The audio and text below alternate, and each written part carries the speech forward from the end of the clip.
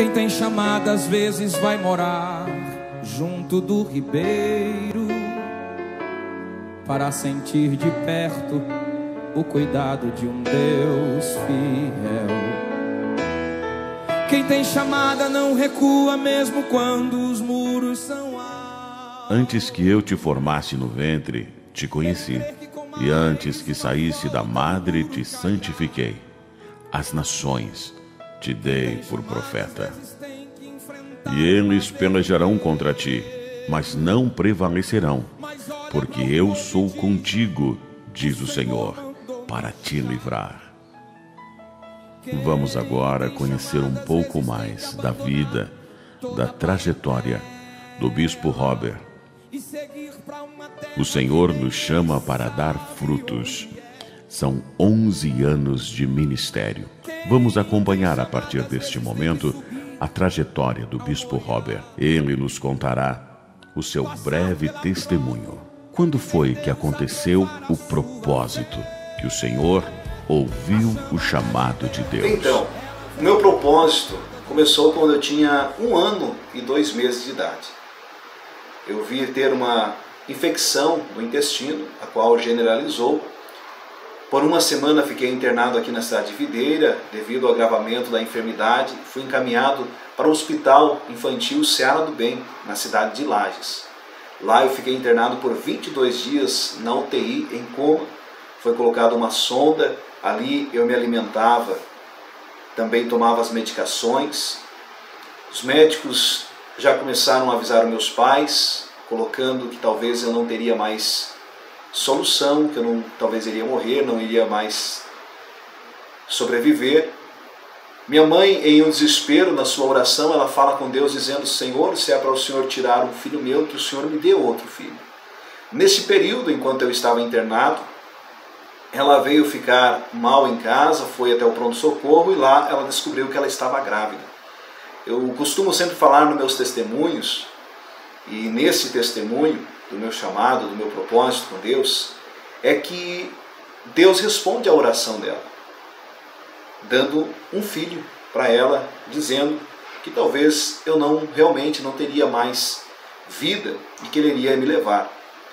Mas meu pai foi fazer uma visita a mim, já era cristão. Ele ora e ele fala naquele momento com Deus, me pega no seu colo, por permissão ali dos médicos, enfermeiros, e ele faz uma pequena oração. E nessa oração ele fala para Deus, dizendo: Senhor, se o Senhor curar o meu filho, se o Senhor der vida ao meu filho, eu prometo ao Senhor que ele vai buscar o Senhor, que ele vai ser um pregador da tua palavra, que ele vai te louvar, que ele vai adorar ao Senhor, que ele vai ser um adorador. E aí eu digo que surgiu o propósito com Deus, porque ele conta que quando ele termina a oração, ele olha, para mim, ali com 1 ano e 2 meses, ele diz que eu tinha os cabelinhos rasos e ele pôde ver as gotas de suor e a minha pele que vermelhou, fez um vermelhão sobre a minha pele.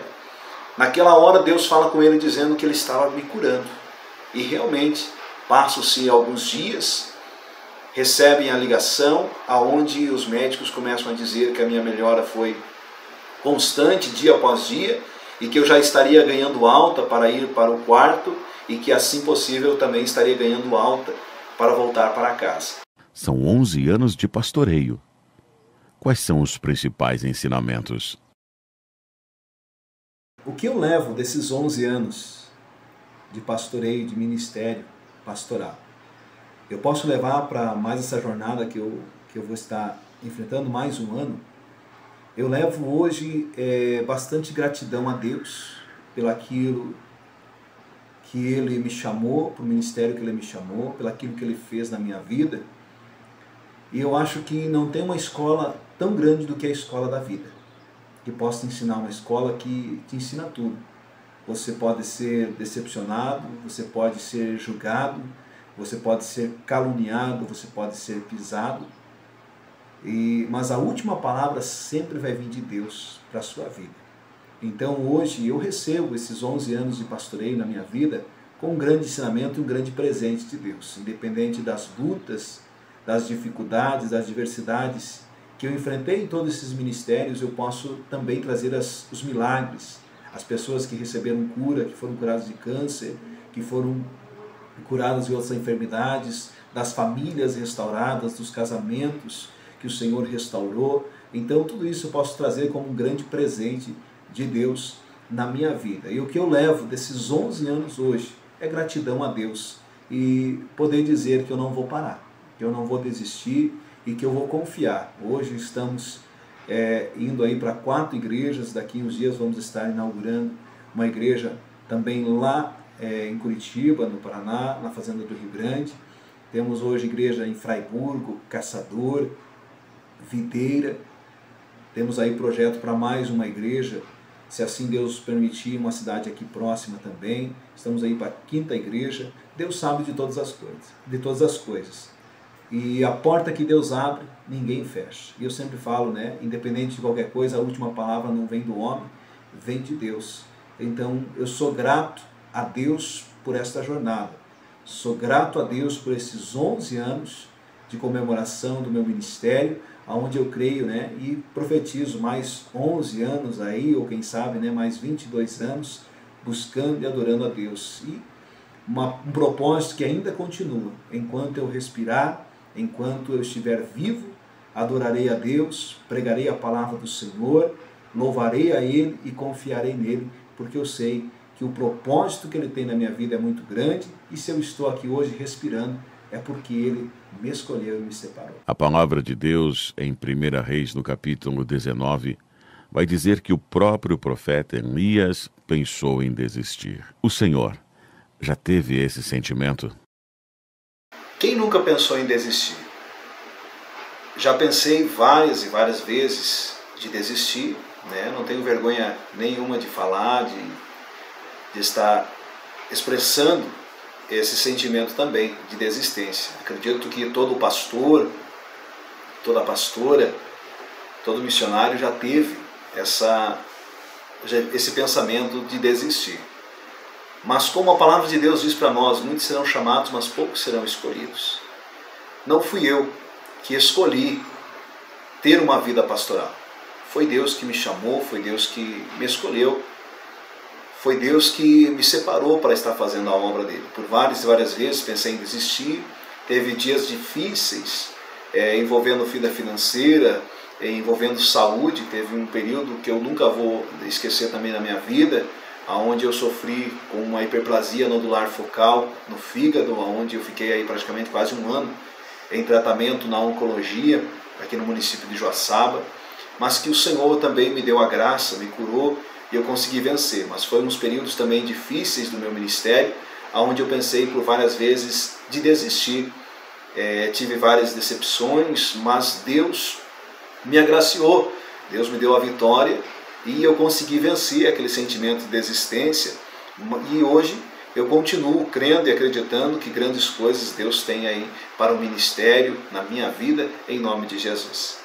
Numa vida ministerial, se passa por altos e baixos, luta após luta. Até este momento, qual foi a sua maior adversidade? A minha maior luta ministerial foi pessoal, mas eu considero ministerial também, porque envolveu muito a minha vida no ministério.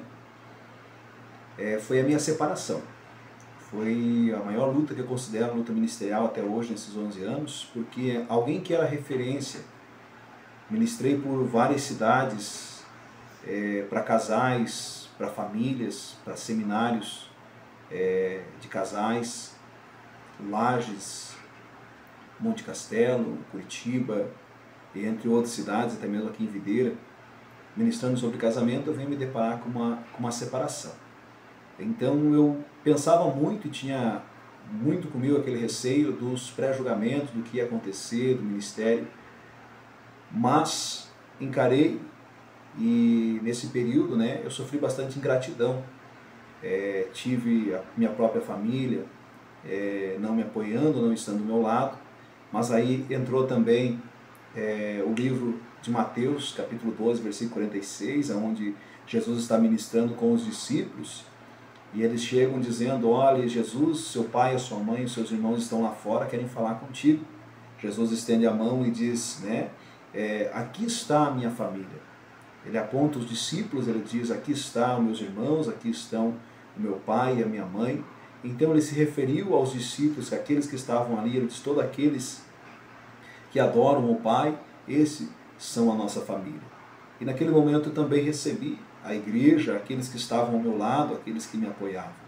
Também perdi alguns membros na época que se revoltaram, sem conhecer a minha história, fizeram um julgamento. Deus usa a irmã Virgínia, da cidade de Caçador, uma das nossas igrejas, e aonde ela fala comigo através de Deus, né, para que eu viesse ler então João capítulo 9, versículo 1, né, aonde aí Deus começa a falar comigo sobre aquele cego, aonde os discípulos passaram e disseram, quem pecou, os pais ou ele, para que ele nascesse cego? Como se fosse um preço que ele estivesse pagando por um pecado. E na realidade Jesus fala, não, ele nasceu cego para que a obra de Deus venha a ser manifesta na vida dele. Então eu pude entender que os pré-julgamentos estavam sendo feitos contra a minha vida. Mas naquele momento Jesus, né, colocou ali também na minha vida que tudo aquilo que eu estava passando é para que manifestasse em mim as obras de Deus. E Deus manifestou, né, tanto que Deus agiu no ministério, colocou uma esposa maravilhosa, uma pessoa que hoje abraçou o ministério e ama o ministério. Também perdi alguns membros na época que se revoltaram, sem conhecer a minha história, fizeram um julgamento. Deus usa a irmã Virgínia, da cidade de Caçador, uma das nossas igrejas, e aonde ela fala comigo através de Deus, né, para que eu viesse ler então João capítulo 9, versículo 1, né, aonde aí Deus começa a falar comigo sobre aquele cego, aonde os discípulos passaram e disseram, quem pecou, os pais ou ele, para que ele nascesse cego? Como se fosse um preço que ele estivesse pagando por um pecado. E na realidade Jesus fala, não, ele nasceu cego para que a obra de Deus venha a ser manifesta na vida dele. Então eu pude entender que os pré-julgamentos estavam sendo feitos contra a minha vida. Mas naquele momento Jesus, né, colocou ali também na minha vida que tudo aquilo que eu estava passando é para que manifestasse em mim as obras de Deus. E Deus manifestou, né, tanto que Deus agiu no ministério, colocou uma esposa maravilhosa, uma pessoa que hoje abraçou o ministério e ama o ministério como eu amo, que vê e tem a mesma visão ministerial que eu tenho também, e hoje eu posso dizer que só agregou ao meu ministério, para a glória de Deus. A gente pode ver o crescimento do ministério, e sim, né, uma das dores que eu mais senti, porque para mim foi uma luta muito grande ministerial, foi a dor da ingratidão, foi a dor da decepção, pessoas que estavam ao meu lado, e que eu pensei que quando eu pudesse recorrer a elas, elas fariam a mesma coisa que eu fiz por elas, que foi estender a mão, que foi ajudar. Teve pessoas que Deus me usou para restaurar o casamento, restaurar a família, e naquele momento em que eu mais precisava, acabaram se distanciando e fazendo pré-julgamento, calúnias, difamações e muito mais, sem conhecer a minha história e sem pedir também a direção de Deus. Mas, como a gente sempre fala, toda luta ministerial vem com uma grande vitória. E eu pude entender, né, que Deus estava trabalhando no meu coração. Hoje eu não posso dizer completo, mas posso dizer que um ministério maior ainda na área familiar, na área de casamento. Voltei a ministrar para casais, voltei a ministrar para a família. Hoje nós temos um dos maiores cultos ao domingo, que é o grande culto da família, onde Deus tem me usado grandemente. Já Deus me usou a minha esposa para a gente estar restaurando aí muitas famílias e casamentos também, para a glória de Deus. Então, aquilo que aconteceu na minha vida foi para que manifestasse em mim a obra de Deus. Eu creio nisso. Então, posso dizer que uma das maiores lutas minhas, né, ministerial, a maior luta foi essa. E a respeito do seu chamado, nos conte um pouco mais. Passar pela prova e ver Deus aprovar a sua fé. O meu chamado, eu comecei a cantar com 6 anos de idade na igreja. Eu já louvava o Senhor cantando com playback, no tempo ainda na época do tape, né, que a gente preparava a fita, deixava no ponto para ser colocado ali o tape, né, para a gente poder cantar. E comecei com 6 anos de idade, mas eu me lembro aos meus 13 anos de idade, meu pai era pastor da Igreja do Evangelho Quadrangular do bairro Rio das Pedras, e a gente foi em um congresso na cidade de Lages, inclusive, né, depois aí de praticamente 12 anos, né, que eu fiquei internado na UTI. Eu estou na mesma cidade, na cidade de Lages, num evento, né, num congresso de jovens que era chamado Acampoder. E lá eu participei desse congresso e Deus usou o pastor Hernani Santos, lá de Brasília. Quem estava ministrando louvor era o pastor Judson de Oliveira, e Deus usou o pastor Hernani Santos, e eu estava próximo ao palco onde eles estavam ali. O pastor Hernani sai de lá, ele chega até mim, ele coloca a mão na minha cabeça e ele diz: Deus está colocando neste momento uma unção sobre a tua vida, uma unção tão grande ministerial, que quando você estiver cantando, você estiver tocando o violão, muitas pessoas serão curadas, serão libertas e abençoadas através do teu louvor, através da tua adoração. Deus também está colocando o dom de palavra, para você ministrar a palavra. Muitas famílias serão abençoadas, serão restauradas através da sua vida, muitas pessoas serão curadas, libertas. E Deus me mostra aqui um ministério de multidões em tuas mãos, um ministério de multidão. Deus vai colocar um ministério aonde você mesmo vai poder ver a glória de Deus. Você será pai de multidões. E foi assim que eu recebi aquele chamado. Enfrente o leão, derrube o gigante. Parabéns, pastor Roberval Ribeiro, pelos 11 anos de ministério. Deus o abençoe.